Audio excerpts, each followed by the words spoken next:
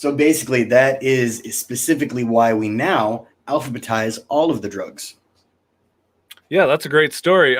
And for everyone who's just now tuning in, this is the Criminally Mental Podcast. My name is Schizophrenic Hippie, or Zach's only friend. I'm Starchild Magnificent, also known as Zach Galloway, and here to introduce our show is the friend of our show and the host of the VT Network, Deadman. Welcome to the Criminally Mental Podcast, where we talk about mental health and the criminal justice system, with your two hosts, Cody Green and Zach Galloway, currently both on parole and compassionate release. Now, here's the show. So, fun fact about him, he's actually a trucker. Did you know that? That's a real thing. You do this every week, and This is a real fact about him. He's a trucker. He drives a big old truck. And I'm not going to know whether or not it's true until I actually message him, because you do this to me every single week, and I never know if the facts you're telling me about him are true. You should more or less always assume that what I'm saying is true. I feel like that would make your life easier. I feel like that's the opposite. Just like how, you were supposed to post last week's podcast and you didn't. You have one job, Cody. It's to post the show after the pod. I have people in my comments actually coming to me like, hey, I heard you didn't post the podcast. I'm like, oh, thanks. Like, I know how to work that. I felt like I was sarcastic enough, but maybe not. For everyone wondering, I am very late on posting last week's podcast that we did with Lord of the Moths. For any of you who weren't here last week, Lord of the Moths is an excellent DID creator. I will be posting that video tonight with the video of us speaking to Kojo today. And for those of you who don't know, we are bringing back Kojo today. We'll be introducing him and bringing him on in a couple minutes here. We have had him on the show before. He is one of the guests that we've just had a lot of people asking to bring him back. So we are really excited for him to jump in and join us today. And just to remind you guys, it is Mental Health Awareness Month. So we are trying to do as much mental health content as our show as possible, which, again, is kind of the reason that we're bringing Kojo on. But in honor of Mental Health Awareness Month, how's your mental health doing, Cody? As a schizophrenic, there's always good days and bad days. I will say that this past week's been a little rough. Actually, the main reason I haven't posted the podcast was because I didn't get to it the night of. And the rest of the week, with my new job and mental health, I've just been struggling a bit. So how about you, man? I got to be totally honest. It's been a rough week for me too, man. It's just been one of those times.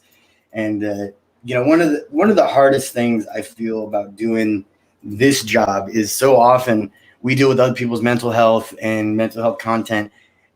And it just occurred to me that I hadn't taken a shower in 6 days, and I was in depression mode. Yeah. So it was a really big kind of realization for me. But yeah, that's where I'm at, working forward, I literally posted a video 3 days ago because someone hit me up on Instagram and they're like, Cody, you've changed my life because you're always putting out med reminders and telling me to, take my meds, drink water. And they were like, but I just got to know, are you doing all that stuff? And I was like, damn, really going to just call me out there? Because I thought about it and I'm like, for someone who preaches all these things about mental health and getting people to take care of themselves, it's one of the things that I know I also need to work on. Well, because it's so easy to deal with, or to say things like that, reach out to someone, take care of your mental health, take your medicine, things like that. But it's specifically when it becomes your job and your career, kind of like what we do, it almost becomes like a crutch. I don't need to focus on my own mental health so much. Look at all these good things I'm doing. So, I need to be aware of that in my life, at least. But yeah, no, I really do think you're right on that. It's like I project it on other people and I'm like, I know when I'm struggling, and that tends to be when I make more of those videos where I'm like, you guys really focus on, make sure you take a shower, take your meds, drink water. Here I am, haven't drank a water in 3 days, haven't showered in 4, just letting myself go to hell and realizing that I'm telling everyone to do the shit that I'm not doing. So well, it's why we have accountability, man. It's one of the reasons that we do this. You know what I mean? Absolutely. Yeah, because if you didn't hold me accountable for stuff like not posting the podcast, it would never get done. In my defense, somebody had to tell me, they're like, hey, the podcast isn't up, because I always assume you just do it. Silly me. But yeah. Yeah, tonight I will be posting both. Zach, do not let me go to sleep tonight until I post both last week's episode and this week's episode. I'll do my very best, man. I'll tell you that much. Zach I feel bad forgot. for Cece. She came on the show and then like didn't get to hear her episode at all. I know, yeah. We'll get it posted tonight, and I'll make sure to send them clips of it. Yeah, I'll send. Just I'll send as like a thank you for putting up with our bullshit. Right. Speaking of people putting up with our bullshit, our guest tonight is Kojo. We are super thankful for Kojo to jump on with us and talk about mental health. With it being Mental Health Awareness Month, we kind of figured we couldn't have anyone better than Kojo joining us. So we're going to let him jump on. We're going to ask him some questions, see if we can irritate him for a full hour. We usually can. So yeah. I mean, he is a doctor, so we'll see how much he charges us for this hour. What's up, Kojo? Hey, What's going on? How y'all doing? Thank you for having me back. Good, man. Thank you again for coming back on the show. So, so how you been in the meantime since the last time you've been here? I heard you had some pretty big goings on in your life, right? Yeah, fully adjusted to Los Angeles. I've been doing well. I had a hookup. Moving here. I had to move twice in 4 months, so I finally got back adjusted, and I'm comfortable here. So for the most part, I've been good. But for full transparency, actually 2 days ago, Nature Dream, what's up? 2 days ago, we had a break-in through my garage, and oh shit! Somebody made off with $6,000 worth of electric bikes, and really? it's a real shitty situation, and it put a little bit of fear in me, because you want to be safe in your own home. So I had to beef up my security system, and you have a lot of anxiety, and regret that the people made it out alive, So just looking back at the whole situation, I've been on edge, for the past. Now, were you home when this happened, or were you guys gone? I was home. Oh, wow. Yeah, it happened 12:04 a.m. while I was home, and the neighbor security camera caught it. So that put me on edge. And families in town, they're visiting, and my sister was staying, downstairs on the first floor, right next to the garage. Luckily that door was locked, but that has put me on edge. And normally I'm an easygoing guy, but I think with this being Mental Health Awareness Month, we have to talk about it when we're not okay, and that kind of put me in a weird place, because now I'm like hyper vigilant. The smallest thing I'm on edge. So this is a normal thing, and over time I'll adjust and get back with it. But it's just kind of like a reminder that hey, don't take your life for granted, and just put the proper measures in place, because nobody knows what will happen, but at least I want to be prepared. And they caught me slipping once, but it won't happen again. Well, it's really a rough thing when you experience that for a couple of, obviously this, but you have that breach of security. You're at home. You should be safe here. Like the world is where the fucked up things happen, but your home should be like your safe haven. Right. So I think it's completely understandable to be a little especially on edge or anxious because of that. Wouldn't you, Cody? Oh yeah. Well, and as someone who the nice thing is you recognize mental health, so that's something that is going to push you to think differently and react differently. And so for you to be able to recognize that is insanely important. But I am sorry to hear about that, man. That's insane. Yeah, it sounds especially rough because you definitely seem like somebody that I would rob. No. Listen. I just off the top of my head, like I'm in this room and I'm looking at who's here, and I'm just saying, realistically, you'd be the guy. That's all I'm saying. Is that supposed to be a compliment? I'm not sure. I feel so. I don't waste my time on scrubs. What are you thinking? Come on now. All right. We can laugh about it. I laugh to get over things. So I'm like, this is my coping mechanism of dealing with how crazy life can be sometimes. If it wasn't for laughing at yourself to cope, Zach would never cope with anything. Like that's his one mechanism. Like if you've watched or listened to the show, that Zach uses humor as a way of dealing with all the shit he's been through. It's a good way. Blatantly, if there wasn't for my humor coping mechanism, I not only wouldn't have content, but I probably wouldn't be sane. So it's a good thing you can, huh? Yeah, absolutely. So other than that, though, you just released a book, right? Right. Well, the book has been out since 2019, but it seems like Well, we're gonna pretend that you just released it because that sounds well, bad, okay? well, I think we can pretend because like as my content's been doing better, like there's been like a spike in sales. So to a lot of people, it's new to them, even though it's old to me. So it is a fairly new book for most people, and I'm working on the Audible version of it, so it still has that brand new book feeling to it. So yeah, new book. And in Zach's defense, the reason he thinks it's a new book is because I've been seeing you post about it pretty recently a lot on Instagram. So I assume that is true. It was a newer book. I think you should always promote it as your new book. I like that. Yeah, it's better. So tell me on the book. Like, tell me about the book. What's it about? Are there any pictures? Right. So there are no pictures in the book, and it's funny because I thought about putting pictures in the book. Because I talk about my journey through school and getting a doctorate, and also about the importance of mental health awareness at the same time. Taking care of yourself. I talk about my own struggles with ADHD, and I think that might be where the book is like doing well, because this is my life. Like I'm talking about me, coping and adjusting with ADHD and living with it. Because it's something that you live with. You don't just kind of knock it out the way and move on. Like you manage it. So as I talked about my struggles with the book, and as I talked about the condition online, like those two came together, and people wanted to know more and more about the book. So it's like I have to have that elevator speech ready at all times, because people are like, "Oh, this is your book?" I'm like, "Yeah, this is my book. This is what I'm doing." So it's just a journey through my life, and how I got to this point with my education, but more importantly, the lessons I've learned along the way, and the things that I'm doing on a day-to-day basis to take care of myself, and maybe some of those things can help you out as well. That's cool.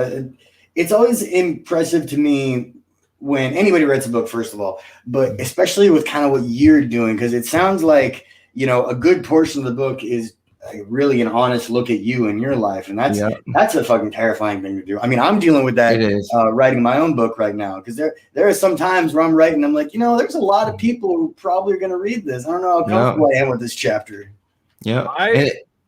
Go ahead. I put off the idea of doing it because some of my schizophrenic stories are like so intense for me personally, and when I thought of the idea of writing it, I'm like, I don't know how people without schizophrenia will take some of the stories, because some of the thoughts I had were very scary to me. I couldn't imagine what they would sound like to someone who doesn't understand the condition. And so I thought about the idea for a while and ended up not going and trying it, because I was too afraid of how people would look at it based on stories from my life and stories about my mother, who also suffers with schizoaffective disorder. So like Zach said, that takes a lot to be able to put yourself out there. And I know we all do it on social media, but social media, I could delete my videos tomorrow. Right. Most of them won't be able to be found anywhere. Your book's going to be around. People will be able to find it.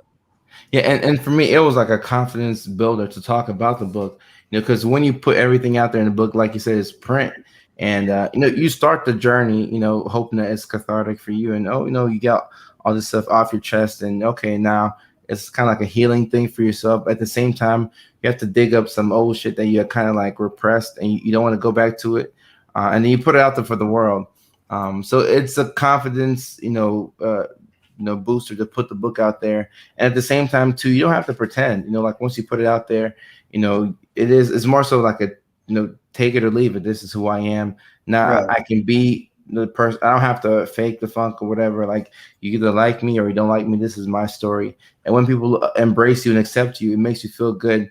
And it lets them know that they don't have to be perfect either. Because, with social media and, with all of us having relatively large platforms, people look to us they think we have it all figured out. But we built a platform on talking about how we don't have it figured out. But still, because they see the numbers, they feel like, okay, this person has their shit together, which couldn't be further from the truth, This person has 1 million followers.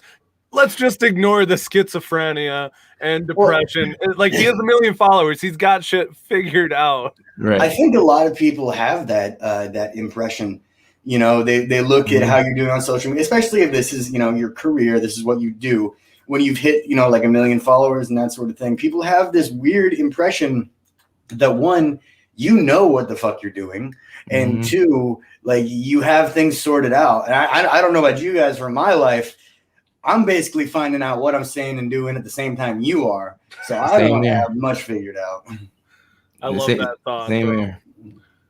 So one of the things I wanted to talk to you about today, Kosti, or I called you Kosti. Why did I do that? Kojo. Ooh. I've been doing a lot of content with Kosti recently. So, one of the things I wanted to talk to you about today, Kojo. So we touched on it a little bit the last time you were on the show. But men's mental health is something I've been trying to talk about more, especially on the side of like suicide awareness and stuff like that, because obviously, as you know, men's mental health tends to get, it's something that we're told to just power through. And I know I grew up with a grandparent. Luckily, my mom was a single parent. She raised me to like share my emotions, but my grandparent was very like, well, you're a man, you get over it, you learn, you know. And so I know that as guys, we kind of are forced to deal with mental health in a different way. So I just kind of want to get your feel on men's mental health and if you had any advice for our listeners. Yeah, I think it's so important to just be upfront. Like like I've been telling people on my Instagram, TikTok lives, they're talking about how expensive therapy can be, so I told them, I had a phrase that said, don't pay the cap, so don't pay, all this money to therapists to go there and lie. Like, why present yourself as somebody else when, you're paying all this money and this is somebody you can talk to and give them like upfront and a close and honest look at who you are. And they can give you feedback that can really help you out, so just be upfront, be vulnerable, be honest, and surround yourself with people who talk about the things that they're going through.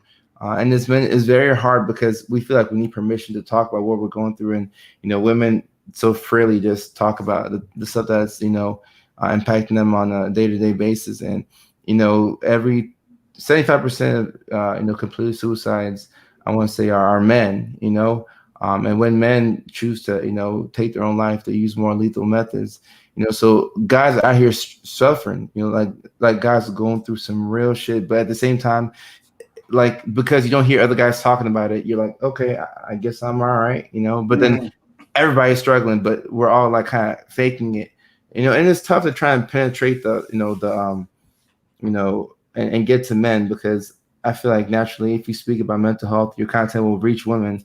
But for guys, like I'm trying Twitch, streaming and a couple of different things to try and get to guys. But as they reach, and that's why like what we do, and especially, the two of y'all and people like Colin Ray, when he takes the time out to talk about mental health, a lot of guys feel seen. And that might be the first time in their lives. Like they might be 17, 18, and that's the first time that they've ever been validated for something outside of, athletic accomplishments or academics, that they can be a regular person and have their feelings validated. So it's important to talk about it and just live by example. That's the best thing to do. So instead of pretending like things are okay, step up and say, well, I've been going through this. This happened to me. This is what my family's going through, but I'm going to overcome and adapt and adjust. But if you just bury it and you don't acknowledge it, it's going to be harder for you to overcome, or you'll fake overcome it, right? And then a year down the line, it'll come right back up. And then you'll have to go through what you could have gone through, like when it happened. So it's important for us to just keep doing what we're doing and be as upfront. And I remember one of Zach's videos where I really liked it. He was saying, somebody asked me if he was doing okay. And he was like, no, I'm not doing okay. I will be fine. But like, this is what's going on. And give me some time and I'll be better. Right now, I'm not doing okay. And like, I love it because it doesn't mean that he wants like you to cry for him, or he's just acknowledging how he feels in the moment, and a lot of times you're not used to guys saying that. So you want to be like, oh, well, what should I do? Or like, just allow him to express himself. Like that right there is therapeutic, to just say, hey, I'm not feeling the best that, I am right now. And that's okay for the time being. For the long term, of course, we want, people to get better, but like in the here and now, I don't feel good, and that's fine, because now you've acknowledged it. Now you can take the steps to rectify that. It's crazy you mentioned that video, because I hadn't been posting for probably like a day or two. I've been going through a lot of just anxiety stuff. Like I have pretty bad anxiety, and sometimes it gets to me to the point where like I don't even leave my house. I will go days without leaving my house. I'll have panic attacks, things like that. And I wasn't telling anyone. Obviously, my fiance knew. He's here with me. He knows what's going on. But when somebody asked me that on TikTok, like, hey, are you okay? the first video I took of that was just like, yeah, I'm going through some stuff, but I'm fine. But then I really thought about it, and it's important, really important for me never to lie to people, especially on this platform. I never want to come to the table with bullshit and just a lie. So I did something that was very out of character for me, and I admitted that I was struggling. It was just, yeah, right now sucks. I got suspended from the Creator Fund. We're like, really, really financially struggling at the moment, but it's okay. And with me saying that, with me just being honest with people and saying, you know what? No, right now I'm not okay. I look forward to being okay. I have every intention of being okay. But right now in this moment, the reality is I'm not okay. And as soon as I said that, things started to pick up for me a little bit. As soon as I was really able to take a step back and admit to myself, hey, man, you're not okay right now. You may need some extra support. That was as soon as things started getting better. Yeah. And I love that, because when you admit that you're okay, then you realize that you're not okay. You realize you have a problem. If there's no problem, there's nothing to fix. So you're going to sit right where you are and deny that things are better, but they're not, So when you say something's not right with me, then your brain, once you've identified the fact that I'm not okay, your brain will default to, okay, I'm not okay. I need to be okay. What should I do to be okay? And you can start taking the steps to get the help. So it's very important to, be upfront with other people, but that starts with being upfront with ourselves. Like if you lie to yourselves, you can never tell people like what's actually going on. I think something you brought up earlier too, especially with men, is we feel like we need a reason to feel things a lot of the time. You need an explanation for this emotion. You need a validation for it. And the reality is there are some days you're just going to be feeling it. You're going to be feeling what you're feeling, and I don't know about anyone else, but those are some confusing days for me, because I almost want to imagine something had happened. Like, I need some justification for why I'm the way I am right now. And sometimes just admitting that that's the reality gets you in a lot better place. Yeah. And the funny thing is, I think for the three of us, we all have a certain niche, within TikTok. So people, when they go to your page, they know what to expect. So it's they want we all do funny stuff, music, comedy. They want something uplifting and positive. So when they go to your page and you're having a down day, people are worried. It's kind of like being the funny guy and you go out in public and you're not making jokes. Oh, why aren't you making jokes? I'm I don't have it today. I don't have it today. I have a whole range of emotions. Right. I literally, if I'm not 100% up and jumping around, people are like, "Are you having schizophrenic episodes today?" Well, some days I'm just not 100% myself. I don't have to be having hallucinations to still just have a not great day. And that's something I feel like I've kind of been hard on myself, because if I'm not actively having hallucinations or something, I get really negative about my attitude. I'm I'm not having issues today. Why do I not get up and do something? I always try to it's like I'm not allowing myself to struggle with anything except for what I'm diagnosed with. And I've been really bad about that and trying to be better. And it's part of the reason that I fall short some days and I can't post anything. And me and Zach, both of us, there's full days, 2 days at a time now where we won't post. And you're talking to people who used to post 8 to 10 times a day? At least, yeah. I mean, it's hard to keep up. It really is, especially when you put a lot of pressure on yourself to always be exceeding and, exceeding new levels and getting better and better. And some days I'm I can't do it. Right. Well, and I've had that before. Yeah.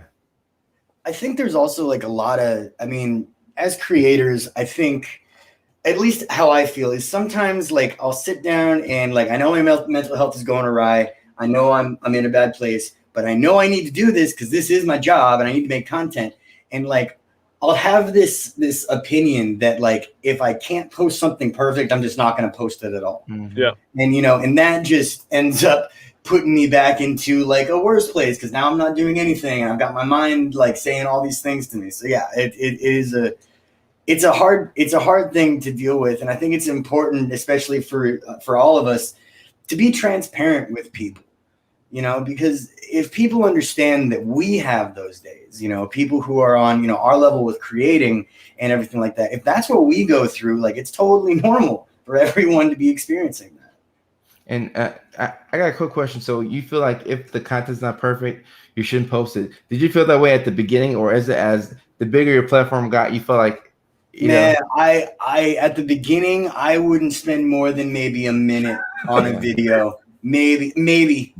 I don't think I don't even think I knew how to reshoot a video. It was just like, okay, and we're good, we're go.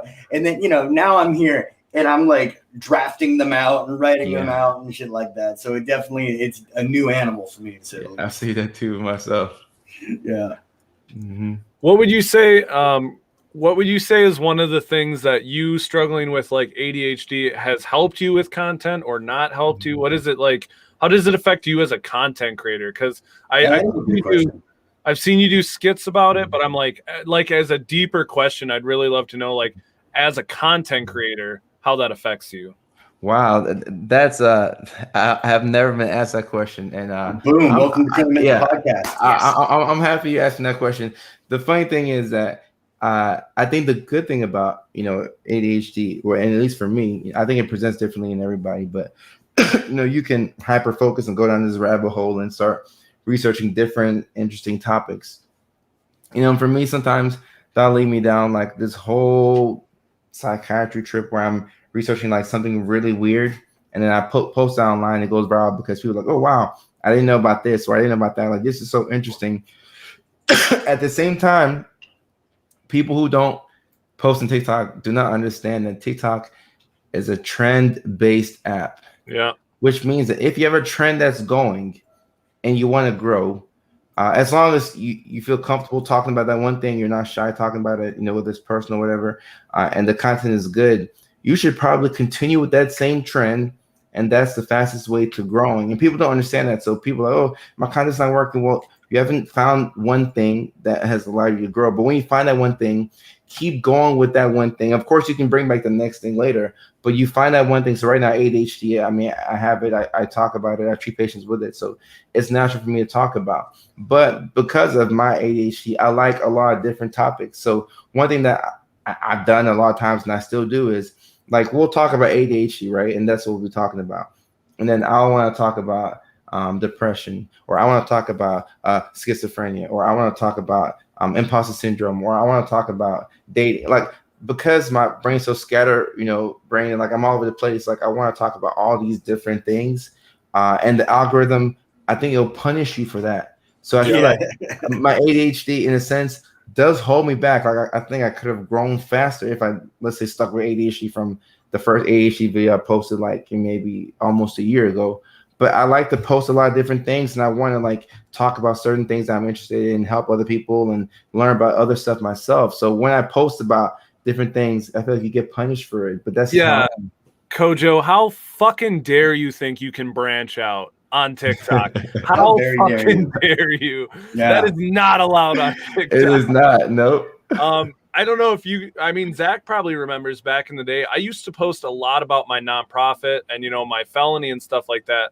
But I remember that. That was horrible. Yeah. But like terrible content. But that was like the worst. Once I got into, talking a lot more about my schizophrenia, that was all TikTok cared about. Yeah. Honestly, the only days where I have good content numbers anymore are days where I'm having schizophrenic episodes. Wow. And that's really hard on my mental health to know that, like, my best TikTok days are the ones where I'm literally having hallucinations. Wow. And so that's why on the days where I'm not, I find it really hard to post, because most of my videos don't go anywhere unless I'm actively struggling. And so as like a person with severe mental health issues, I'm always thinking like, what's the point of posting on the days where I'm not struggling? I know it's not going to reach anyone. So, well, I don't think I can understand why you feel like that would be the case with you, Cody. But the reality is, you do have a solid fan base at this point. So there are enough people who are.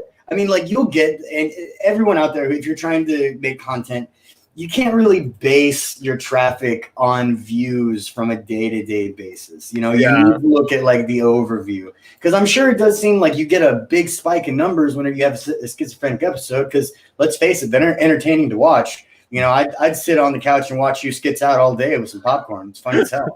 He says that, but then he's the first one to call me and ask if I'm all right. That's a good friend. I don't even have his number.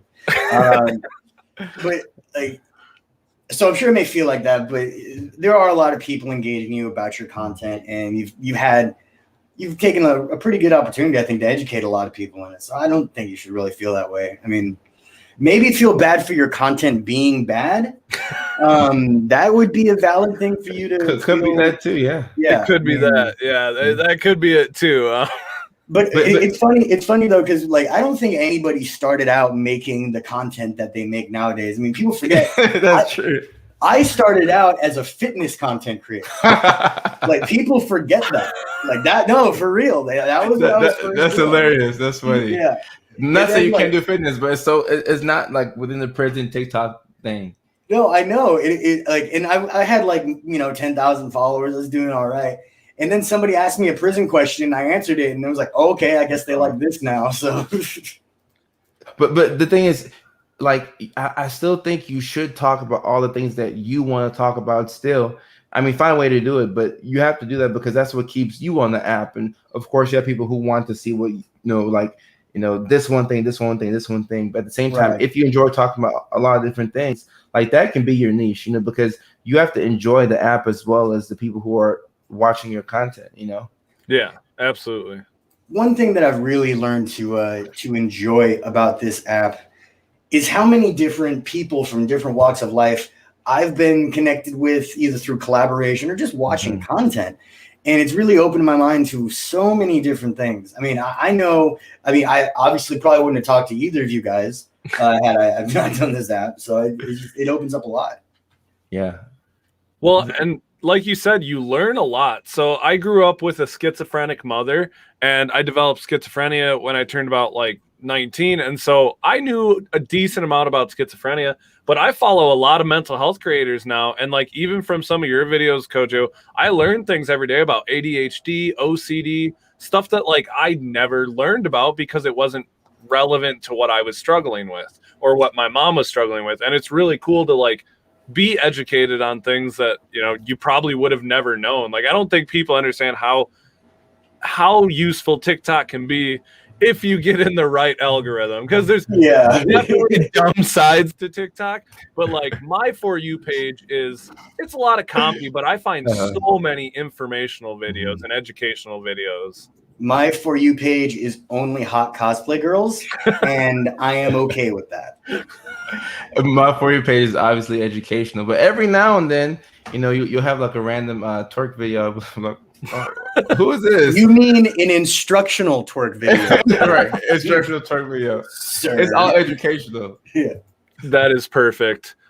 So my next question for you, Kojo, when I was looking at like a lot of your more recent posts, I've been seeing you be like post a lot about like your patients that you deal with and the patients that you work with, and just trying to remain positive around them. How does having like stuff like what just happened to you with your house being broken into, how does that affect you when you go into work? Because you do have like the ability to affect other people's moods who are already struggling. How does that, like, do you find it harder to go to work when you're personally struggling? You know what? I've always found it easier to go to work because work has provided me with an escape. It's a distraction, right? Right. From my real life. So anytime that I've been going through like some severe shit, like a breakup, like a death in the family or something that is tough, like I enjoy going to work because then like, because you have many different like, versions of yourself. You have, the version of yourself with your friends, with your family. Those are two different people. Like Thanksgiving dinner table, you, and then you when cameras are off with your friends, or you at school, or you at work.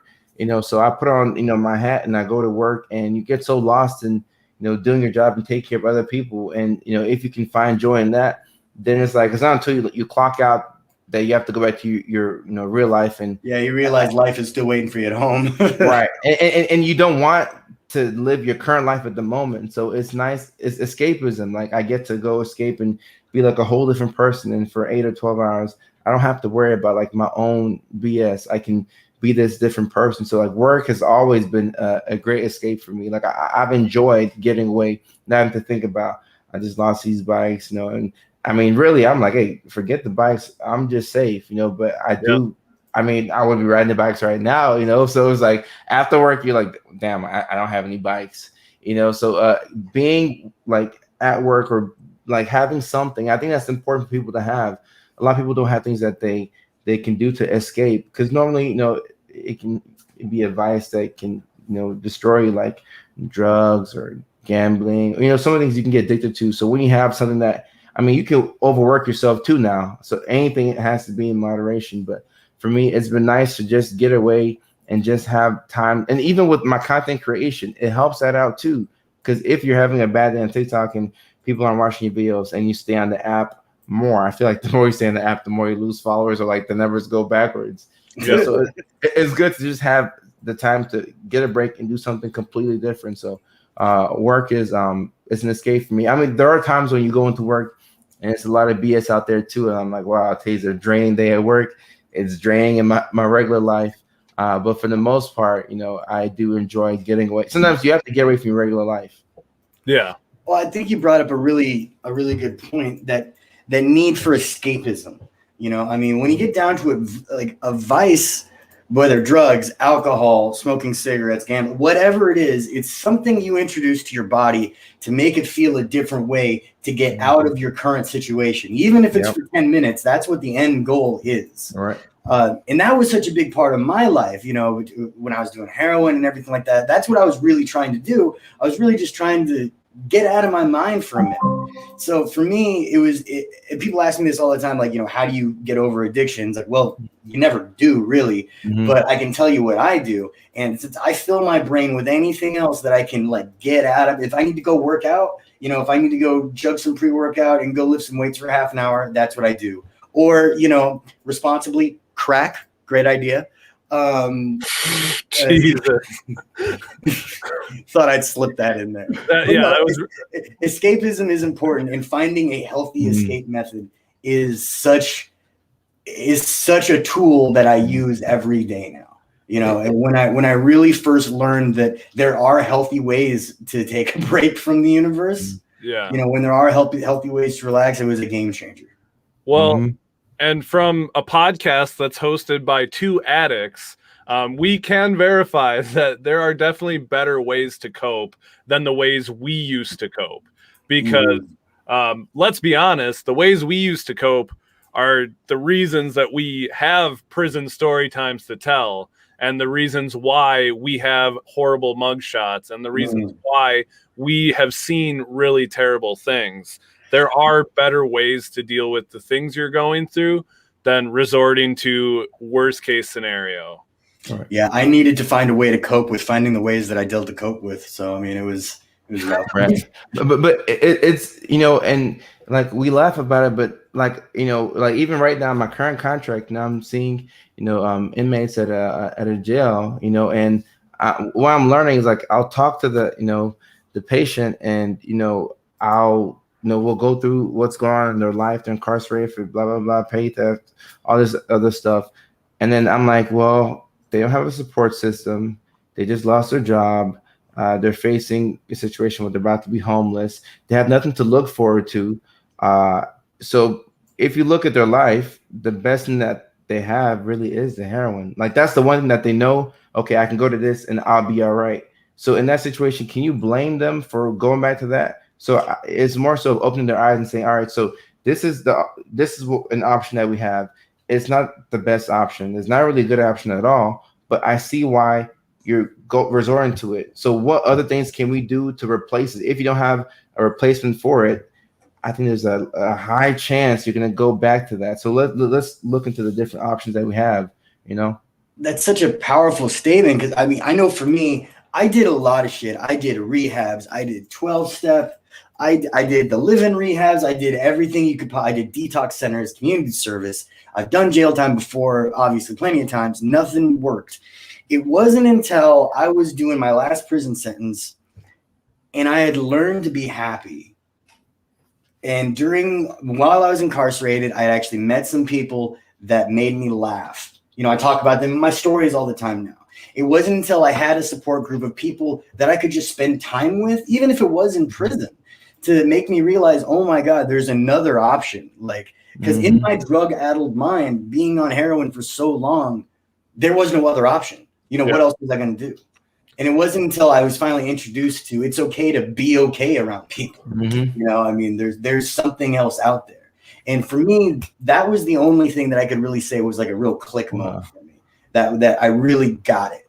You know, I can remember when I was being released, it was like a day or two before, and I'm in my bed and in my bunk and I'm just sweating because in my mind, I'm having this argument of what am I going to do? You know, like, yeah, I could maybe go like live with my grandmother, or, you know, I could go right back to what I was doing. Yep.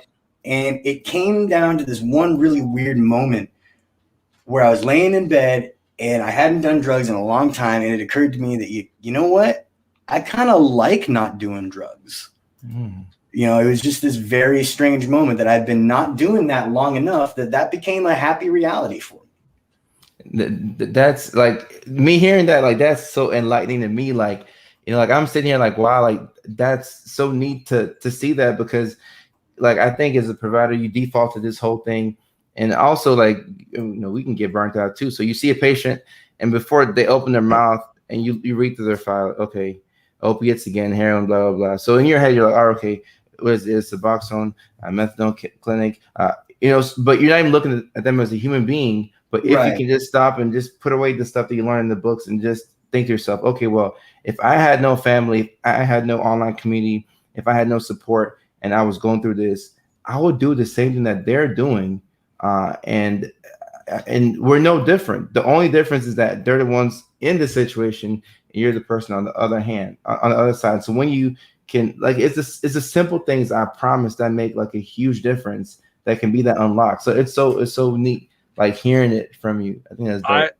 I have gotten into so many arguments with people on like TikTok and stuff about, you know, the thought of addiction being a mental illness instead of a choice, because obviously everyone makes the first choice to use drugs. They make that decision to use drugs the first time, but it's not the drug itself that keeps people using like everyone thinks. It's for me, it was to get into a different mindset. I was struggling with hallucinations for the first time, and it was the only thing that temporarily took me out of that scenario.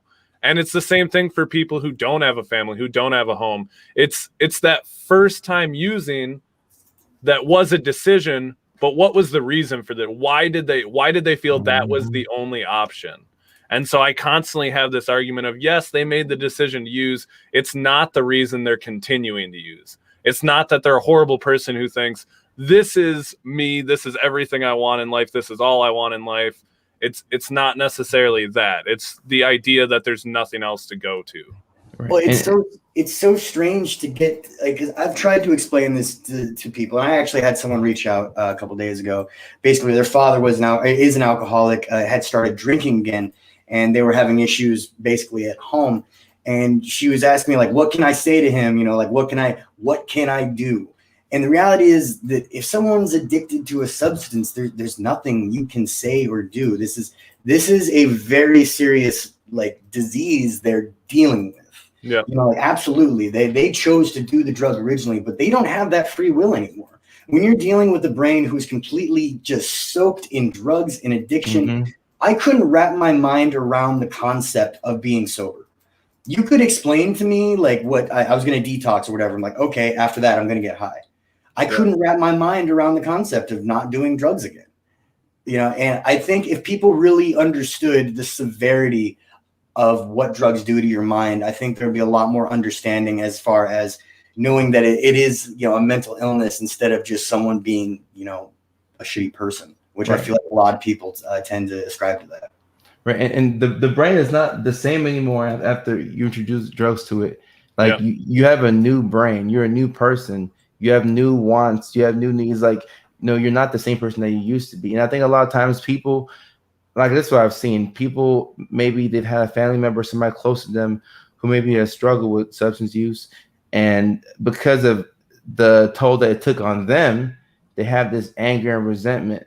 So anytime the topic is brought up, they're like, oh, this reminds me of my sibling who, they kept using, and we had to Narcan them back to life like 4 times, and it took all my money, and they've impacted my life and my marriage and my kids. So like they feel it on a personal level. Yeah. But they have the right to be frustrated, but at the same time, they have to understand that on the other side of the frustration, there's somebody going through a lot of issues, and it's really difficult. And I think, like I said, it's the small things that can really unlock. Like if a lot of addicts knew that you could have a life outside of drugs that brought you the same happiness and more, they would quit. Oh yeah, instantly. Oh yeah. If someone, I will never forget. There was a time I was probably in my. I was homeless at the time. I was living in San Diego. I was on the street. I was living beneath a bridge, and I went to a detox center, like a city detox center, and the intake kind of psychiatrist or whatever he was, therapist, was getting my details, and he goes, "Where do you live?" And I said, "Well, right now I live underneath 35th Street Bridge." And he goes, "Oh, well, maybe if we get you living somewhere else, you'd have a better shot of not doing heroin, huh?" And at the time when he said that, I thought that was the dumbest thing in the world. I really did. I was like, what does that have to do with anything? But he was right. Until I was able to have somewhere else to go, to have even the idea of another life, to have the idea of what happiness tasted like, it wasn't in the cards for me. That's so powerful. And we take so much for granted, and you can't expect somebody to, to want more. Like if that's your living situation, and even like for me, like let's say, when you take a shower, you put on some new clothes and you put on a fresh pair of socks, and then you step with your new socks in like water. You see how irritated you get? You're like, damn, I just put these socks on, and you're uncomfortable. So imagine somebody not having a home. Like the last thing on their mind is them getting clean. So sometimes you have to put yourself in that situation and realize, okay, well, this is why this person's doing this. And if you don't judge, you can maybe see why they're doing it, and then you can be a more empathetic, person. Absolutely. I always make it a point to, if I have cash on me, to give $1 or $2 if somebody asks. And I did that the other day, and somebody asked me, they're probably going to spend that money on drugs. And all I could think was, of course they are. Yeah. Have you seen where they live? What would you spend that money on? If there's no hope or even alternative, of course, why not? I've never understood that either, because me and Zach, we've both been in pretty unfortunate situations, and I've had people ask me the same thing. Give $20 to someone on the street.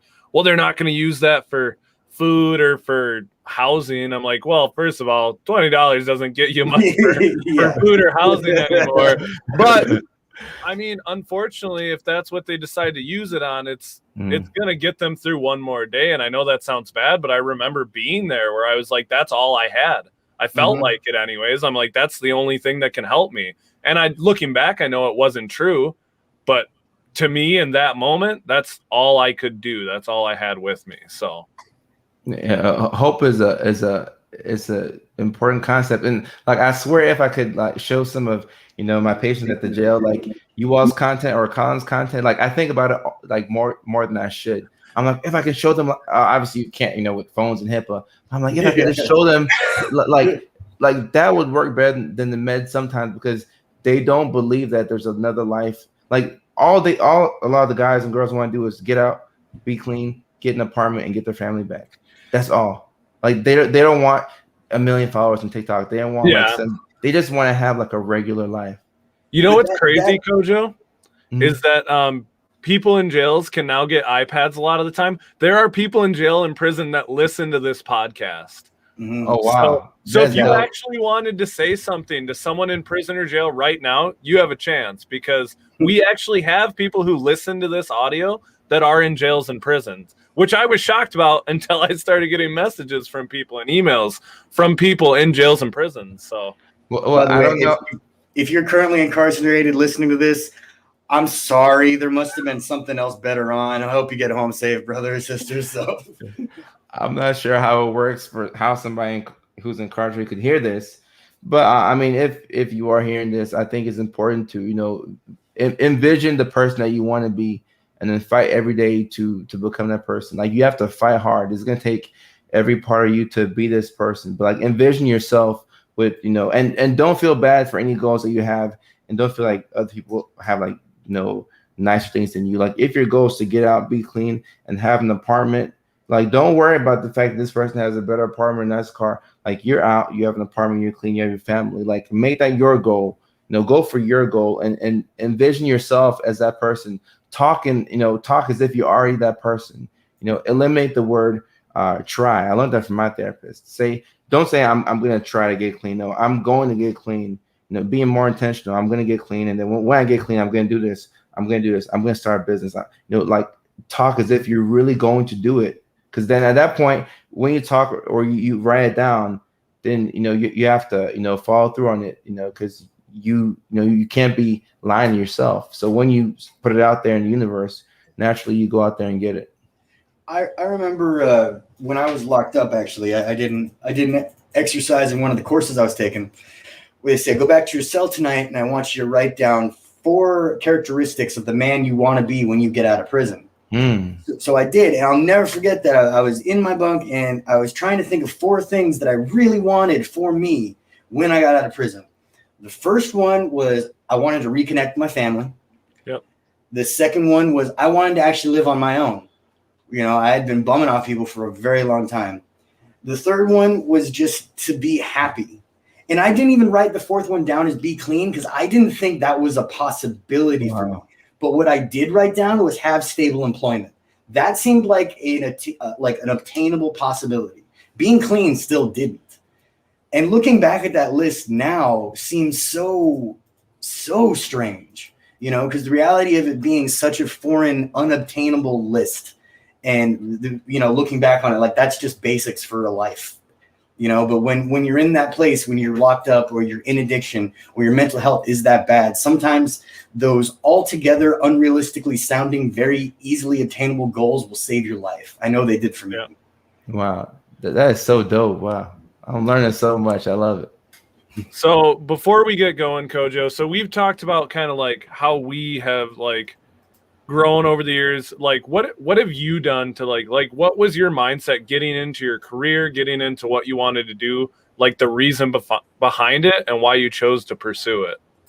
That's a great question. And I feel like a lot of people who work in mental health have like some type of personal connection to it. And for me, it's odd because of course I got diagnosed with ADHD while I was in grad school working on my doctorate, but I was already in mental health, like working on the unit prior to that. So I didn't have it's funny, I didn't have a specific thing, but like as I got into the career, I started to learn more about myself. And I got into the career on accident, but I stay on purpose. That's how I say it. I learned that some of the things that, I was doing was harmful to myself. I learned that, okay, wow, I have some toxic traits myself. I'm like, wow, like if you took a snapshot of me at this point in time, I will fit the profile of a narcissist. I really learned so much about myself, and obviously with the ADHD, being diagnosed with that, it made me actually go harder, for my patients, because I feel like by doing that, I was going harder for myself, because like I'm learning so much more. But like I learn from other people's content on TikTok all the time, whether they're professionals or just person without a license, like just seeing people's experience. Like I learn, and I feel like everybody is an accumulation of the people that you come across, so yeah. Whether I meet you in person or I come across your content, I feel like I'm learning from you, so me stepping into mental health as a career, like it opened up so many doors. And I do feel like I stumbled into it because I didn't have I didn't already have a diagnosis of ADHD. Now I believe that I had been struggling with it my whole life, but I couldn't put a name on it, but once I got into this career, I'm like, okay, wow, this is going on, that's going on. And it opened up my eyes, and it put me on a journey to where I want to do the same for other people. That's awesome. That is super powerful. Once again, man, I really appreciate you coming on, hanging out with us for an hour. I appreciate that. And before we get going here, I did want to ask, when we were talking about like escapism earlier, do you ever use like work to get away from not being at 1 million followers yet, like me and Zach? All the time, but hopefully this week will be the end of that. I hope this week is the week for you, man. I hope so too. Sorry, I couldn't just let it go. Okay, Kojo, you know how long this man sat at 950? Oh followers? my God. Oh wow. It was, yeah. How long was it? It was longer. It was longer than the Confederacy was a thing. Okay, let's put it that way. It was a long time. No, not quite that long. It was about 2 months though. I sat at 950 for about 2 months, and that was after. You remember when I went from 300 to 900 in like 5 weeks? Super run. Yeah, it was like a month and some change. You gained like 500 followers, and then you just stopped. And then I just stopped at 900, and it took like 2 months to get. But I'm just joking with you. I love your content, man, and I really appreciate you coming and hanging out with us for this time. But before we go, unfortunately, we do have to talk about something really scary, and that's Zach's old man balls. So that's true. That's very true. We'd like to take a moment to thank our sponsor, Manscaped, and their new product, the Lawnmower 3.0. Some of the coolest things about the Manscaped product, as we mentioned before, is you can use it in the shower. It is almost completely painless, and they have additional accessories such as ball deodorant and ball toner. Is there anything else you'd like to add to that, Cody, you walking Muppet? Yeah, and just like everyone already knows, you can get an additional 20% off and free shipping with the code. I'm sorry, I can't read that. Zach, do you know what that says? I fucking hate everything about it. Gallowop. Gallowop is the code that you use at manscaped.com to get 20% off your order and free shipping. Yes, and thank you so much again to Manscaped for sponsoring us. I don't know why they continue to sponsor us, but they do. So thank you guys so much. And thank you to everyone who stopped in to watch. If you're listening to this on Spotify or Apple Podcasts right now, that means that I remembered to upload it. So props to me there. And if you're watching this on YouTube and you're not seeing it on Spotify or Apple Podcasts, please fill my messages with reminders because chances are I forgot. So, all right. Well, we want to give a special thanks again, Kojo. Always a pleasure having you on the show, man. You always have some really great insights and things to talk about. Hope you enjoyed it. Is there anything else you want to plug or anything? Throw your OnlyFans out there or something like that? I mean, it's funny you mentioned that. That's the only time I've been banned on TikTok Live mentioning that. But yeah, just follow me on TikTok and Instagram, and we're finally getting to 1 million followers. I can finally join the club. Like that's the big it's under your application's under review, but we'll see. Yeah, we'll see how hopefully it goes through. It's pending. So no, seriously, if you guys don't follow Kojo on TikTok, go give him a follow. He is super close to that milestone. I am going to pull that clip of me making fun of you about it and use it on TikTok. So hopefully that helps send some people your way. Please tag me in it. Absolutely, man. Thank you again. Have a good one. And thank you all for watching. Zach, any words of wisdom for the people before we leave? Stay woke, sheeple. I should have known that's how this was going to end.